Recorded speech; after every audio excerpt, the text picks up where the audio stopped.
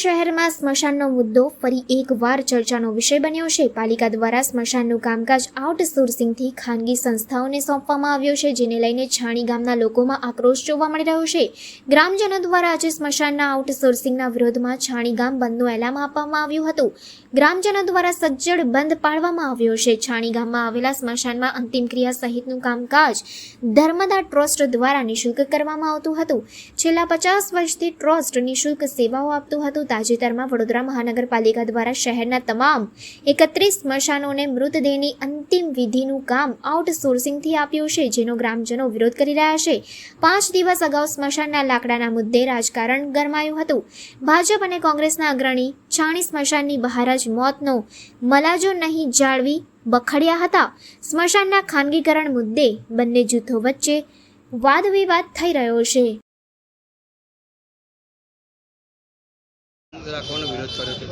અમે મસાન બચાવવા માટે અમારું અભિયાન જે કોન્ટ્રાક્ટ બેઝ પર જઈ રહ્યું છે એ અમને અસ્વીકાર્ય છે। એટલે અમારું મસાન જે રીતના ચલાવતા હતા એ રીતના પાછું આપી દે અને અમે આગળ જે ચાલ્યું છે એમાં કોઈ નુકસાન થયું જ નથી, કોઈને અસુવિધા ઊભી નહીં થઈ, તો પછી લેવાની ક્યાં જરૂર છે। અને અમારું છાણી મસાન તમે જુઓ, આજે વડોદરાને આખા ગુજરાતને આખા ઇન્ડિયા લેવલ પર એકદમ તંદન અને સરસ બનાવેલું મસાન છે।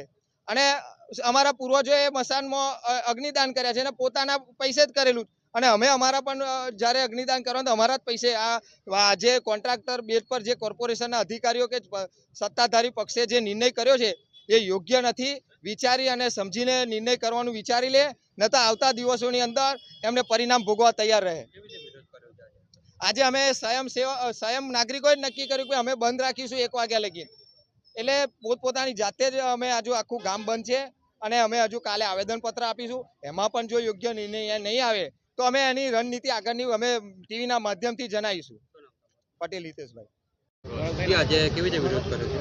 આજે છેલ્લા અમારો 3-4 દિવસથી જે પ્રોગ્રામ ચાલી રહ્યો છે એમાં આજે સમસ્ત છાણી ગામ બંધનું જે એલાન હતું એમાં આજે સમસ્ત સમાજના લોકોએ પોતાનો વેપાર બંધ કરી અને વેપારનું બલિદાન આપી અને જે સહકાર આપ્યો છે એ જોઈને આજે ખરેખર કોર્પોરેશનવાળાએ વિચારવાનું છે કે આટલા બધા સહયોગમાં આ લોકોએ જે દુકાનો બંધ રાખીને પોતાના વેપારનું બલિદાન આપ્યું છે, તો આગળના સમયમાં ગાંધીધામ ટ્રસ્ટને સોંપવામાં નહીં આવે તો આગળ બીજા પણ મોટા પ્રોગ્રામો થશે, એની નોંધ લેવી અને આ બંધના લીધે આગળ શું નુકસાન કોર્પોરેશનને થાય છે એ અમને વિચારવાની જરૂર છે। મિનેશભાઈ પટેલ। આવી જ લેટેસ્ટ અપડેટ માટે જોતા રહો ગુજરાત જનતા ન્યૂઝ વડોદરા।